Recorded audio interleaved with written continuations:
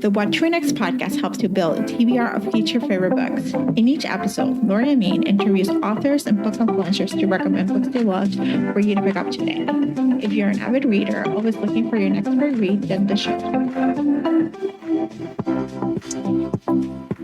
Welcome to the show. I am so happy to be back. So today we're doing an April favorites, and it's April 30th. So I still have one more day, but I figure you might as well just enjoy what I did. I read about 12 books this month. It was a shorter month. So let's see. What has been the reason why I'd slowed down? So I would tell you, I started the month reading the Zodiac Academy series, and those books are long. And by long, I mean the last three books were like 800, 900, 1,200 pages long. So it was like basically like reading like 3 or 4 books in one book. So I was reading the Zodiac Academy and I was listening to them at night. I was just like trying to get through them. And I would tell you the first 7 books were so addictive. They were just like, I think the first 7 books were addictive. They were just like you knew what you were going to get into it. You were enthralled with the life of Tori, the heirs, Darcy, and what you want to get out of it. And then we hit book 8, which is where I'm stuck. I read about 500 pages of book 8. When I finished book 7, I was promised that book 8 was the final book. It was like it ended a really big cliffhanger where things were just happening and we were like, holy crap, like how are you going to get out of this? And we were promised that book 8 will be the final book and it will just all be resolved. And lo and behold, when I entered book 8, they're like, oh no, never mind. It's actually going to be another book. It's going to be book 9. And book 8 is actually 1,200 pages long. And I was fine with it because I was like having fun with it. I was just enjoying the whole story, but there's like something missing. There's a missing character. And I was just like, I was just not connecting. I was like, I need to know how this is all going to get resolved, but I'm not willing to spend 1,200 pages of filler information that doesn't make any sense. I think it's one of the reasons why I never finished Throne of Glass series is because there was like, we were promised a Tower of Dawn, which is the Kale novella. We were promised a novella, and it's actually like a 500-page book, or I don't know how long it is, but it's a full book. And it's like all these information that has nothing to do with the main characters and why am I doing this? And I know it makes sense in the long term, but I really don't want to read that book. And so I stopped finishing. I reread Throne of Glass, and I ended up being stuck in the same book that I stuck the last time. So yeah, so I don't know if I'm going to finish the Zodiac Academy. If it comes book 9, I may look at the spoilers and may see like, okay, is it worth it? And if it's book 9, it's a final book. If it's not the final book, then I'm probably not going to finish because I think the story should be over. It's a great series. It's a great fun. I would say I recommend reading it. I would say it's just immersive, addictive. You can't stop reading. You're like so involved with it. It can become your whole personality. Like that's the type of series that I love. And so that's what I loved about the series. Yes, the writing is like not beautiful. It's just like clunky and there's like some stereotypes, but the things that I love of the series that allow me to just enjoy it. So I had a lot of fun reading it. I'm just annoyed at book 8. So that's how I started my month. And I think I read through the first 2 weeks. I was just reading Zodiac Academy. Like I was telling my friend Amy, I was like, what are you reading? I'm like, I'm still in Zodiac Academy. Like nothing took me away from that. I did start reading some nonfiction. I read a couple, like not regular nonfiction, like self-helpy books, but more like, interesting. So I read a book about time management, like just kind of like looking at it from a different perspective. I read a book about trauma and someone who grew up with childhood trauma and like what things they did to overcome it, which is interesting because I think I mentioned in this podcast, but I actually have been undergoing some therapy, like an additional therapy for this since I started this year. I'm about to end the therapy very soon. And so I spent about 3 months like delving into my childhood trauma. I have a lot of things. I have like I have my mental health issues, and we'll talk about this later. Have been I've been dealing with them since the age of 18, and so I've actually like having the time and space and the safety nets. You just feel like, okay, kind of indulge in this stuff, that actually has making an impact in my life. So I did that, and it's been great. It's been awesome. It's like in a sense of like just being in acceptance where I am where I need to be. But it has, because I've been doing that. I've been journaling more. I've been just trying to do creative projects. I'm pursuing a creative project, which is right now a secret project, but it'll come through like in a few years to may come up, or a few months, who knows. So it's allowing me to do that, and so my reading has shifted differently. What I ended up reading, I did not read any KU books this month, other than the Studic Academy. I needed a break from that, and so I've been reading like traditional published books. I feel like a basic, like a basic girly. I've been like, let me just read what's popular and stuff like that. And so, I had a friend who was like, I want to read romantic comedy. Will you read it with me? And I was like, sure. So I ended up buying it. And lesson learned, I should just wait for the library hold to come in, because the library hold came in like the day after I finished the book. But these two books, the first two books I did buy, and then the library hold came in. So lesson learned, just wait to the library. But it's still pretty cool. And so the first one is Romantic Comedy by Curtis Sinenfeld. It's a literary fiction take on romantic comedies. It's not like a regular rom com that you're just like, here's the information, here's the stuff. It's a take on a like what will be a romantic comedy. And it poses a question of why playing comedians fall in love with like celebrity stars, so it's based on the SNL, like a whole week of SNL, like with an SNL writer who's a female writer and a celebrity who is a singer, actor, all-star celebrity who's been famous. And so they have this connection, and she fucks it up, you know royally. She's like, oh, you just stay models. And he was like, no, I don't. So they have a connection. She fucks it up. And then they reconnect thanks to the pandemic, and it's like such a telling. I needed to be in the pandemic. It was the right time to say, because there's like some sort of like, instant connection that happens. So this book is pandemic heavy. It's only 3 chapters, and the second chapter is all pandemic. It's set in July 2020, which, if you remember that time, we were isolated. We didn't have vaccines. We're overcoming the Black Lives Matter movement. We're just like going all these different places, and there was a lot of uncertainty. And so they reconnect. They spend about a week emailing each other. It feels like months, but because at the time we did not have anything to do, they had all the time in the world to email each other.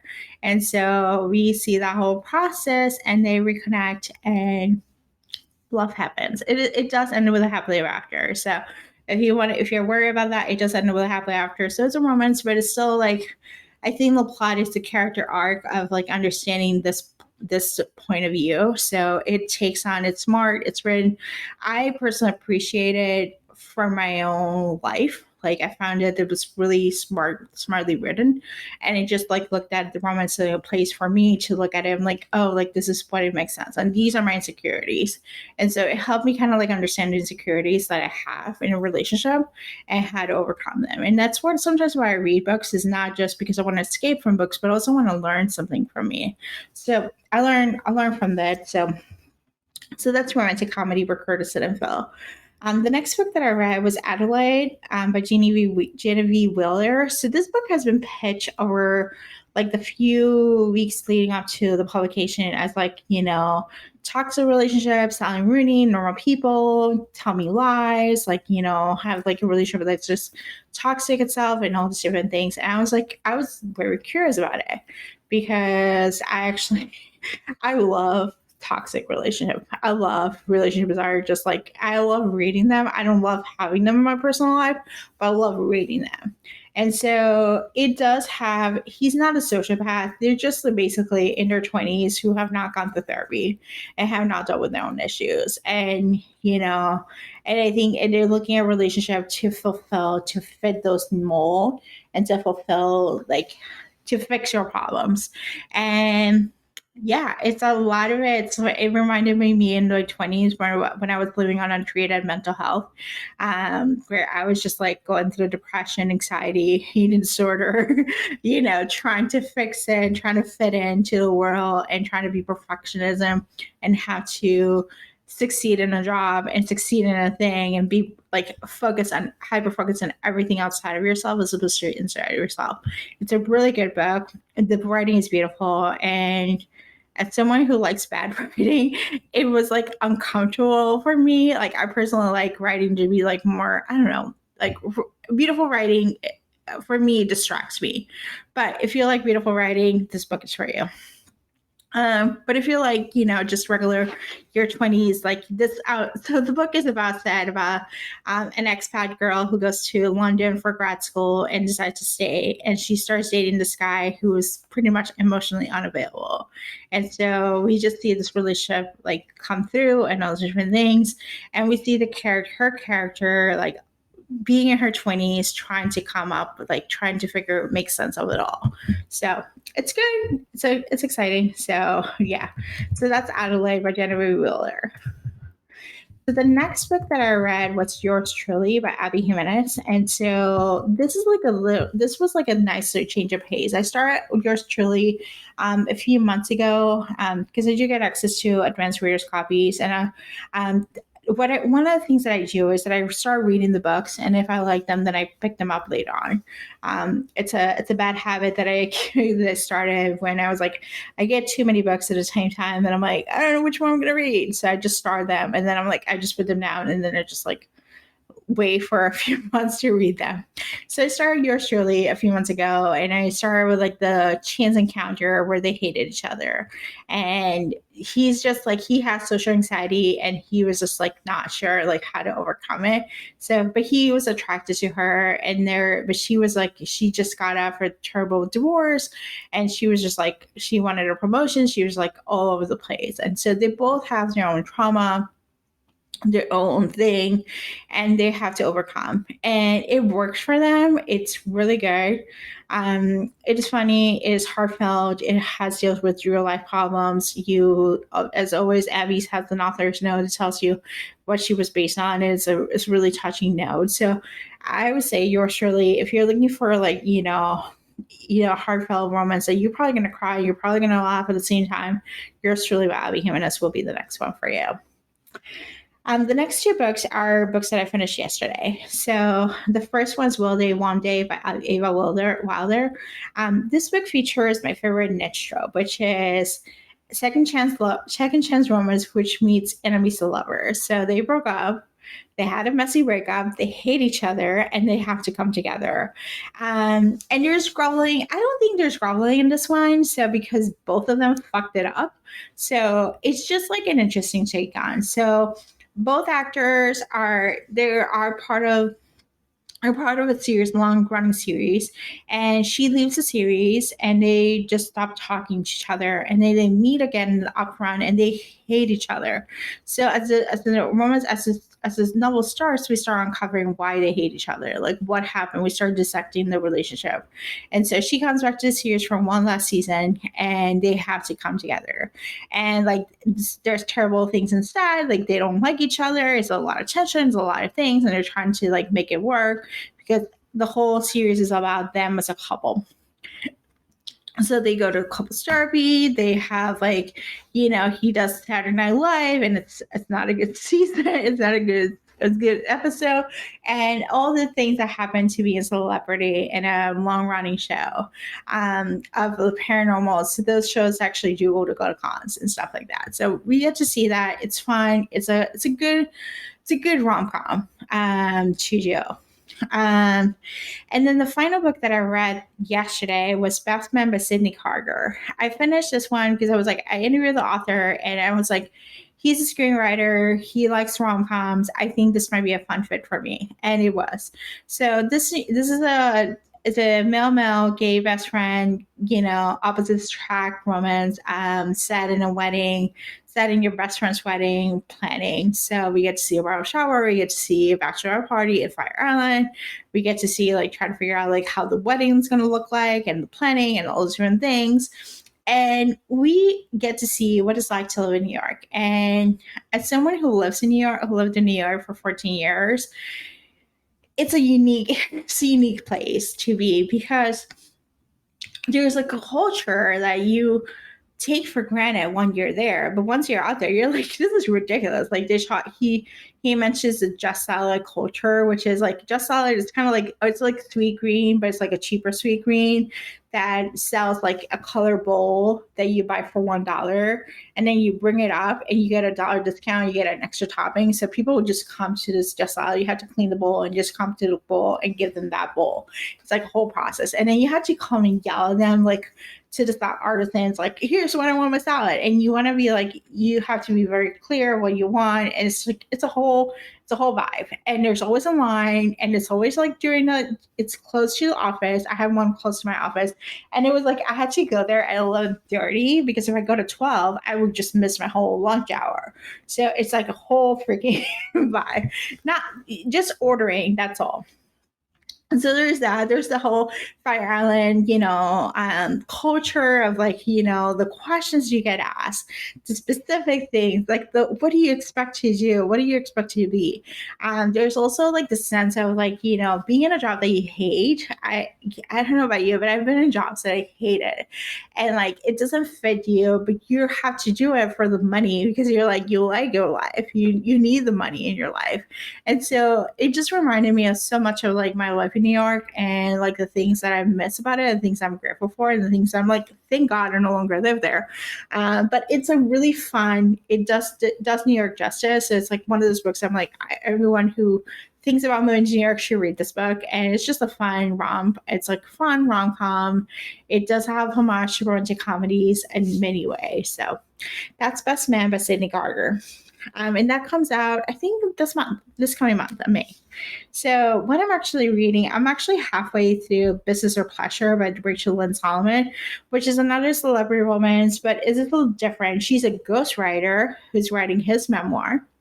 And it poses the question, what happens at your failed one night stand where the sex is really bad? And let me tell you, it's bad.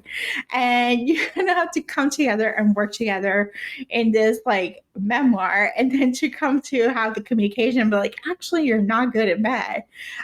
This is a fresh contemporary take on lessons of seduction where the heroine is teaching the hero how to have good sex. It's a lot of communication. It's a lot of steamy. It's spicy. It does have a stake on. It's set in different cons because he's a C-list celebrity who does a lot of conventions. So it's just fun. So I'm reading that, and I'm enjoying it. I'm like halfway through. So very exciting things. What I hope to read this month, I would say a couple things that I end up doing this month is I cancel my Audible subscription because I was not using my credits, and I was just like, and I was not using the sales. So I'm going to wait till the next really big sale to restart my Audible subscription and buy as many audiobooks as possible and just call it a day. The other way I approach Audible is I actually buy Kindle Unlimited books and do Whisper Sync them. So there's like $7.49. So that's how I approach like buying books. But I had 4 credits, so I ended up buying the Double Series by Elizabeth O'Rourke, which is like a fun rom-com. She was on a show last week, and she talked about how different the series is, more like fun and banter and just like fun to do. So I have that series to read, to listen to at night. And then I want to go back to KU books. I haven't like read a KU book in other than like the Zodiac Academy. So I'm looking forward to see what's new, what's fun, what's different. We picked Rockstar Romance next month for the book club. So that's hopefully that's going to be like a winner. We have The Words by Ashley Jade. I do have the audiobook. It's a long book, but I heard it's great. So we'll see. So that's pretty much it for today. I hope you have a great day. Bye. If you enjoyed this podcast, feel free to share with friends, subscribe, rate, and review the show. This is the easiest way to support the podcast. For a list of books mentioned and other book recommendations, please visit whattoreadnextblog.com. Thank you so much for listening, and happy reading.